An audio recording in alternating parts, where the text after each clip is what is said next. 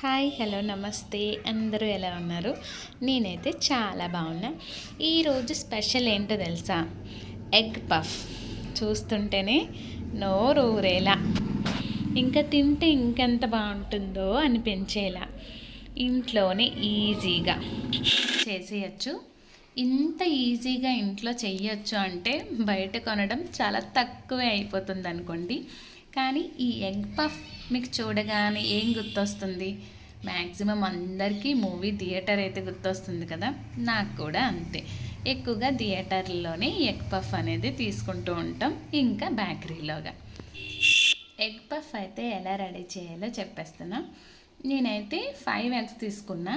ఒకటి మా చిట్టి తల్లికి బాయిల్ చేసి తినడానికి, 4 అయితే ఎగ్ పఫ్ అయితే తయారు చేయడానికి తీసుకొని ఇలా బాయిల్ అయితే చేసుకొని చల్లటి వాటర్లో వేసేస్తే తొక్క ఈజీగా వస్తుందన్నమాట. ఈ వేడి వాటర్ వంపేసి చల్లటి వాటర్ వేసుకొని ఇలా తొక్క తీసేసుకొని వీటిని అయితే ఇలా సైడ్కి పెట్టేసుకోవాలి. ఇలా తొక్క తీసేసి తర్వాత ఒక ప్లేట్లోకి అయితే మైదా పిండిని తీసుకున్నాను. తీసుకొని ఈ మైదా ప్లేస్లో గోధుమ పిండిని కూడా తీసుకోవచ్చు. కానీ నేను లాస్ట్ టైం చేసేటప్పుడు గోధుమ పిండితో అంత క్రిస్పీగా లేయర్స్లా అనిపించలేదు. అందుకు ఈసారి మైదాతోనే ట్రై చేస్తున్నాను. హెల్త్కి మంచిది కాదు కదా అనుకోవచ్చు. మంచిది కాదు, కానీ అప్పుడప్పుడు ఏం కాదనిపిస్తుంది ఇష్టంగా తింటే. మీకు ఇష్టం లేదు అనుకుంటే గోధుమ పిండితోనైనా ట్రై చేయండి. అందులో అయితే తగినంత వాటర్, సాల్ట్ వేసుకొని ఇలా సాఫ్ట్గా గోధుమ చపాతీ పిండికి చేసినట్టుగా కాకుండా ఇంకా సాఫ్ట్గా అయితే ముద్దను రెడీ చేసుకొని ఒక ప్లేట్కి ఆయిల్ అయితే అప్లై చేసుకుని, ఎందుకంటే అంటేస్తూ ఉంటుంది కదా మైదా, కాబట్టి ఇలా మనకి ఎన్ని కావాలో అన్నీ కట్ చేసుకొని ఇలా బాల్స్లా రౌండ్గా చేసుకొని ఈ బాల్స్ లాంటివన్నీ కూడా మనం ఆయిల్ అప్లై చేసుకున్న ప్లేట్లో అయితే వేసుకున్నాను. ఇంకా ఎక్కడ పెట్టినా కూడా చేతికి అంటడం కానీ ఆ కింద అంటడం కానీ జరుగుతుంది. అందుకని ఇలా చేస్తాను.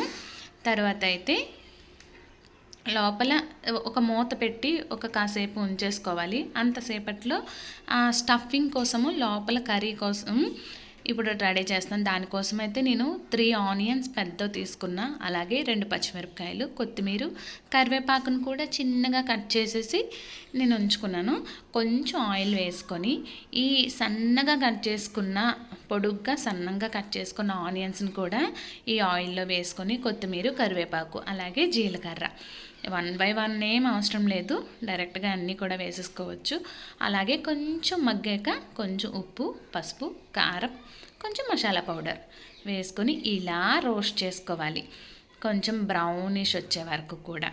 తర్వాత అయితే మనం ఇలా నానబెట్టుకొని ఉంచుకున్నాం కదా, వాటిని చూస్తారు కదా, వాటిని కూడా తీసుకొని కింద కొంచెం ఆయిల్ రాసుకొని, చాలామంది కూడా ఈ షీట్స్ని అన్నమాట ఒక పెద్దగా చేసుకొని కట్ చేసి ఇలా 4 లేయర్స్ కోసం 4 చపాతీ చేసుకొని దాన్ని ఒకటిగా కట్ చేసుకొని చాలా కొంచెం ప్రాసెస్లో చేస్తుంటారు. అలా కాకుండా నేనైతే కొంచెం ఈజీగా చేత్తోనే, ఎందుకంటే మైదా కదా మనకి ఎలా కావాలంటే అలా మౌల్డ్ అవుతుంది కాబట్టి మైదా కాబట్టి చేత్తోనే మనం ఈ 4 లేయర్స్లకు కూడా కట్ చేసేసుకున్నాను. అంటే దాన్ని అడ్జస్ట్ చేసుకుంటూ ఆయిల్ అప్లై చేసుకుంటూ ఇలా 4 లేయర్స్ లాగా ఫోల్డ్ చేసుకొని ఇలా అయితే చేసుకున్నాను. తర్వాత ఆ షీట్లో కొంచెం మనం ఆల్రెడీ చేసుకున్న కర్రీ ఉంది కదా ఆనియన్ది, అది అందులో వేసి బాయిల్ చేసిన ఎగ్లో హాఫ్ కట్ చేసుకొని ఇలా తిరగేసి పెట్టుకోవాలన్నమాట.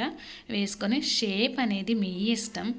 షేప్ నాకు నచ్చినట్టు నేను చేసేస్తున్నా. చాలా రకాల షేపులతో వస్తుంటాయి కదా, కానీ నేను స్క్వేర్ షేప్లోనే చేస్తున్నాను. ఆ స్క్వేర్ షేప్లో ఫోల్డ్ చేసి ఇదిగో చూస్తున్నారు కదా, అలా మొత్తాన్ని కూడా ఇలా 4 లేయర్స్లో వస్తుంది. ఇలా ఫోల్డ్ చేసుకుంటే చపాతీ కర్ర యూస్ చేయకుండా కూడా చేతితోనే 2 చేతులతో చక్కగా చేసేసుకోవచ్చు.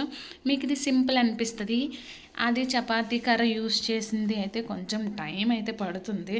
4 లేయర్స్ చేసుకోవాలి, మళ్ళీ దాన్ని కలపాలి, మళ్ళీ దాన్ని ఇలా ఫోల్డ్ చేసుకోవాలి. అలా కాకుండా చేతి అయితే ఈజీగా అనిపిస్తుందని ఇలా ఆయిల్ అయితే కొంచెం వేడవ్వాలి. వేడయ్యాక మనం తయారు చేసుకున్న ఈ ఎగ్ పఫ్ని వేసేసుకొని నెమ్మదిగా లో ఫ్లేమ్లోనే ఉంచుతూ అటు ఇటు తిప్పుకుంటూ ఉండాలి. హై ఫ్లేమ్లో చేసామంటే లోపల క్రిస్పీగా క్రంచీగా ఉండదన్నమాట, మాడిపోతుంది. అదే లో ఫ్లేమ్లోనే దాన్ని ఫ్రై చేసుకున్నామంటే మనం బయట తీసుకున్న షాప్ లాగే ఇలా తింటూ ఉన్నప్పుడు ఇలా ఫోల్డింగ్స్ కనిపిస్తాయి అన్నమాట. మనం తినేటప్పుడు ఇలా వీడుతూ ఉంటాయి. అలా కావాలి అనుకుంటే ఇలా నెమ్మదిగా స్లోగా అటు ఇటు టర్న్ చేసుకుంటూ చేసుకోవాలి. ఇలా అయితే లోపల కూడా బాగా ఉడికి మైదా కూడా బాగా ఫ్రై అయ్యి చాలా టేస్టీగా ఉంటుంది తినేటప్పుడు. కొంచెం టైం పట్టినా కూడా నేనైతే ఇలా ఫస్ట్ 4 కూడా చేసేసుకొని ఒక పేపర్ మీద అయితే వేసుకుంటే ఆయిల్ అయితే తీసేసుకుంటుంది కదా, పీల్చేసుకుంటుంది. నేను ఒక ప్లేట్లోనే డైరెక్ట్గా వేసేసుకున్నాను. ఇలా 4 అయిపోయాక చూడండి ఎంత చక్కగా వచ్చాయో. చాలా అంటే పర్ఫెక్ట్గా వచ్చే. షేప్ కొంచెం చేంజ్ అయింది కదా, ఏం కాదులేండి, షేప్ మీకు నచ్చిన షేప్లో చేసుకోవచ్చు.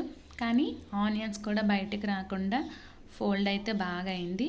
నెక్స్ట్ 4 కూడా ఇలాగే ఫోల్డ్ చేసుకొని నెక్స్ట్ రౌండ్కి అయితే మళ్ళీ ఫ్రై చేసుకుంటున్నాను. దీన్ని కూడా నెమ్మదిగా టర్న్ చేసుకుంటూ సిమ్లోనే పెట్టుకుంటూ నెమ్మదిగా టర్న్ చేసుకుంటున్నాను అనమాట. చూసారు కదా, ఆల్మోస్ట్ మొత్తం నీట్గా ఫ్రై అయితే అయిపోయింది. ఇంకా ఏదో ఇందులో ఒకటి అయితే కొంచెం ఫోల్డింగ్ కరెక్ట్గా లేకపోవడం వల్ల ఆనియన్స్ కొంచెం బయటకు అయితే రిలీజ్ అయ్యాయి, ఎక్కువగా కాదు. కానీ ఇంకా ఈ ఫ్రైయే కాదు, అసలు నేను ప్లాన్ చేసింది ఏంటంటే బేక్ చేయడానికి. కానీ మా సోల్జర్ కొంచెం ఎక్కడికో బయటికి వెళ్ళాలని చెప్పి కొంచెం కంగారు పెట్టడం వల్ల ప్లాన్ అంతా రివర్స్ అయిపోయింది.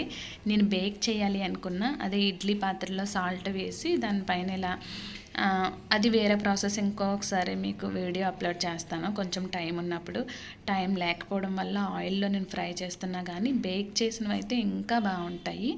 ఇలా ఆయిల్లో ఫ్రై చేసిన కంటే కూడా ఇలా కొంచెం ఫ్రై అయిపోయాకైతే నా ఎగ్ పఫ్లు అయితే రెడీ అయిపోయి ఇలా ప్లేట్లో తీసేసుకుంటున్నా. చూసారా, తినడానికి ఎంత బాగుంటాయి అంటే చూస్తుంటే అసలు పిల్లలు అయితే బాగా ఎంజాయ్ చేస్తారు దీన్ని తింటూ కూడా.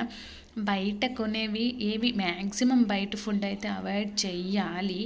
ఎందుకంటే ఆ ఎగ్స్ ఎప్పుడు బాయిల్ చేస్తారో అంత ఫ్రెష్ అయితే దొరకవు కదా. అప్పుడు మనకి వేడిగా కావాలి అనుకుంటే అప్పటికప్పుడు వేడి పెట్టేస్తారు. ఇలా కావాలి అనుకున్నప్పుడు ఇంట్లోనే ఇలా చేసుకొని తింటే అదో టేస్ట్ అబ్బా, నిజంగా చెప్తున్నా. పిల్లలు కూడా చాలా సరదా పడతారు. చూసారా లోపల ఎంత బాగా కుక్ అయిందో, ఓపెన్ చేసి చూస్తూ ఉంటే చాలా బాగున్నాయి టేస్ట్ కూడా. మీరు కూడా ఒకసారి ట్రై చేయండి. అలాగే ఈ వీడియో నచ్చితే లైక్ చేయండి, ప్లీజ్ సబ్స్క్రైబ్ కూడా చేయండి, ఒక లైక్ వేయండి.